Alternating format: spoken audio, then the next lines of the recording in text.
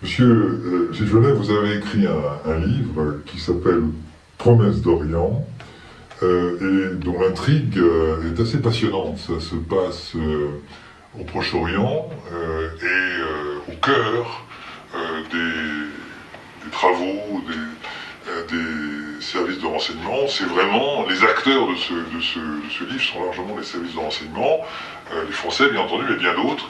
Et le tout évidemment avec en arrière-plan la situation tendue qui est celle aujourd'hui du Proche-Orient. Alors ma première question ce serait qu'est-ce qui vous a donné envie d'aller dans ce monde, à la fois le Proche-Orient et puis bien entendu le monde des services de renseignement. Alors, tout d'abord sur le Moyen-Orient, c'est une région dont on parle tout le temps, il suffit d'ouvrir la télévision et de regarder les informations à 20h pour parler du processus de paix, de la coalisation, des prises d'otages, du terrorisme. Donc c'est une région qui se prête à l'actualité et aux drames humains. J'ai pensé que c'était une région dans laquelle la fiction était assez proche de la réalité souvent, selon nos critères en tout cas occidentaux, et pour ce qui est du renseignement, c'est un domaine que j'ai fréquenté, que j'ai vécu, et j'ai pensé donc que mon expérience pouvait donner de l'authenticité à une fiction, de l'épaisseur aux personnages et de la crédibilité aux situations. C'est une situation dans laquelle, donc, au départ, ça se passe dans les services de renseignement français, parce qu'il y a des attentats terroristes, et donc il s'agit de savoir quels sont les auteurs de cet attentat terroriste. Et donc on est vraiment dans un thriller qui est aussi politique, c'est à la fois policier et politique.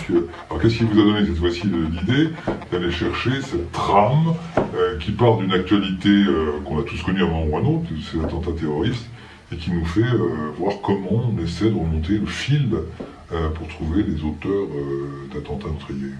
Encore une fois, je m'appuie sur la réalité, l'actualité qui est tragique, puisqu'on a près de 10 otages français de par le monde, en particulier au Sahel actuellement.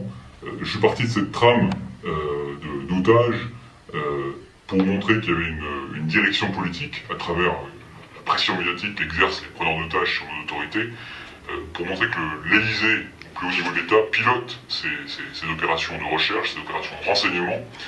Et donc, j'ai trouvé intéressant, pour avoir un peu côtoyé ce milieu, à mon modeste niveau en tout cas, pour montrer qu'il y avait une direction politique au départ, mais qu'ensuite les opérationnels sur le terrain étaient souvent dépourvus de directives et qu'ils agissaient un peu comme ils le pouvaient, dans l'urgence.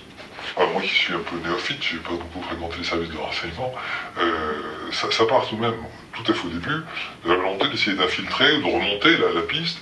Et là, il y a une jeune femme qui a une lointaine origine palestinienne ou jordanienne, on ne sait pas très bien, et qui est quand même très largement instrumentalisée, et par les services officiels. Alors ça se fait régulièrement, ce type d'instrumentalisation de personnages. Ça fait penser un peu Hitchcock, quelquefois. Il y a quelqu'un qui n'est pas du tout concerné, et puis qui finalement va l'être de plus en plus. Alors tout ramène effectivement dans cette enquête antiterroriste vers un personnage principal qui est Sourat, une Française d'origine palestinienne, et sous la pression des événements, les autorités françaises sont contraintes de recourir à ces services. Donc on va tout mettre en œuvre pour essayer de la recruter. On parle d'un recrutement d'agents, et donc j'essaie de montrer un petit peu la réalité de cette approche. On parle d'un tamponnage dans le jargon. On essaye de créer une forme d'empathie avec cette personne. Tamponner, ça veut dire recruter, ça veut dire... Tamponner, c'est d'abord établir un contact avec cette personne. Et ensuite, on va créer un certain nombre de situations qui vont faire que cette personne va être plus ou moins va être contrainte, si vous voulez, d'accepter la proposition qui va lui être faite.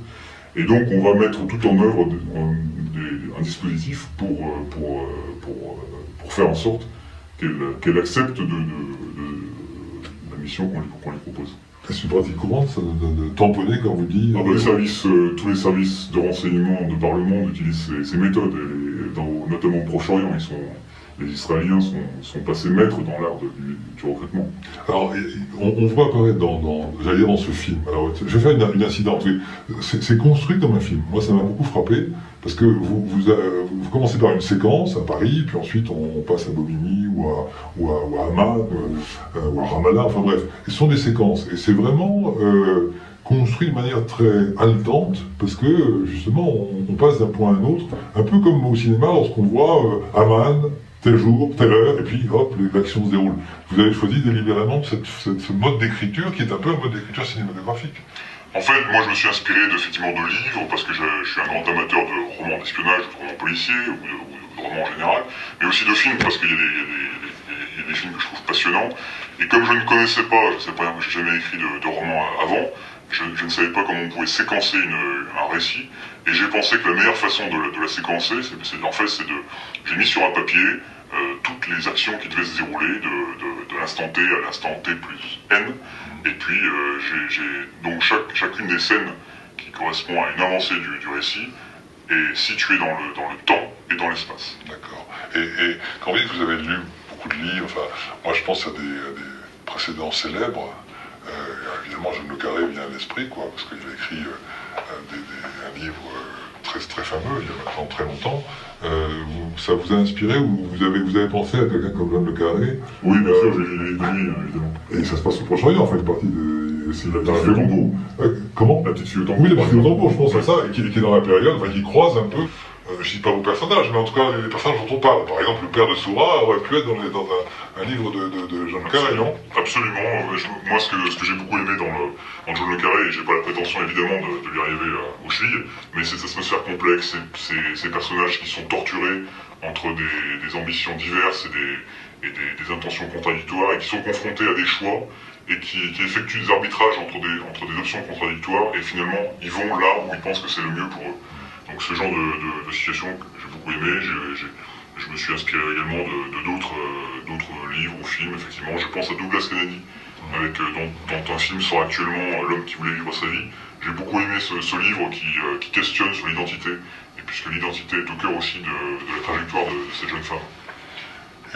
Dans le Carré, je me souviens qu'il y avait beaucoup d'enchevêtrements à tous égards, à la fois humains, mais aussi politiques. Enfin, ceux qu'on croit être des ennemis, en fait, quelquefois sont en fait, par moments, et peut-être par besoin, des complices. Et on retrouve un petit peu cette image-là. Enfin, on a l'impression que chacun se connaît, enfin, et que dans les services, je ne sais pas comment il faut les qualifier, services secrets, services de renseignement, on se connaît les uns les autres, on a presque des règles en commun. Est-ce que c'est vrai? Est-ce que c'est fou? Est-ce que c'est...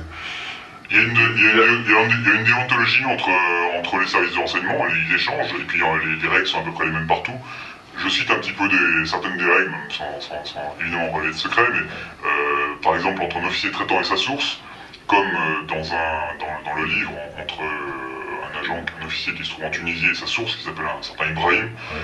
Ibrahim était quelqu'un qui était apprécié par le service, par le représentant local des services français, parce qu'il respecte la déontologie, et c'est ce qu'on apprécie. C'est-à-dire que quand il y a une information, il la donne, une information de première main, c'est pas une information qui tient de quelqu'un d'autre. De la même manière, c'est comme en amitié, quand il reçoit une confidence de quelqu'un, il ne va pas la redonner à quelqu'un d'autre. Donc c'est un ensemble de petites règles, effectivement, de discrétion, de traitement de l'information, qu'on retrouve un peu partout dans les services de renseignement, qui effectivement jouent le jeu. Mais en plus, finalement, là, c'est quand même une région déchirée, profondément, depuis très longtemps, où la violence est à chaque instant, chaque tournant, et on a l'impression que là, dans ce monde-là, je ne sais pas comment le nommer, on va au-delà de la violence. Je veux dire par là qu'il y a des complicités qui semblent dépasser les antagonismes très clairs qu'on croit avoir, alors que là, on est dans un monde beaucoup plus flou, beaucoup plus enchevêtré. Là aussi, c'est une impression qui correspond à une réalité quelconque, ou bien est-ce que c'est juste une manière d'écrire les choses? Alors je pense que d'abord dans les services de renseignement, ce sont des services qui malgré tout, les gens sont des gens responsables, et ils vont pas au-delà d'un certain nombre de certaines choses. Ils essaient de respecter la légalité, en particulier lorsqu'ils sont à l'étranger, parce que, et puis il faut pas se faire avoir, donc ils vont toujours avancer prudemment, et ils vont toujours privilégier une solution, une option qui va être au plus bas niveau on va se démasquer le moins possible, on va avancer un peu feutré, on va si possible utiliser l'action des services locaux. Une dernière question, en revenant au Proche-Orient, en revenant à la première question que je posais tout à l'heure, c'est pas simplement le Proche-Orient, c'est surtout une partie du Proche-Orient qui sont les Palestiniens. Enfin, vous êtes dessus, et vous montrez le mélange qu'il y a entre, disons, les politiques et puis d'autres qui sont peut-être plus criminels que politiques. Enfin, et puis vous avez un regard, j'ai trouvé, très très pessimiste, enfin très, très noir sur la question palestinienne. D'ailleurs, dans votre quatrième couverture, vous dites que, entre trahison et promesses non tenues, ce peuple a raté son rendez-vous avec l'histoire.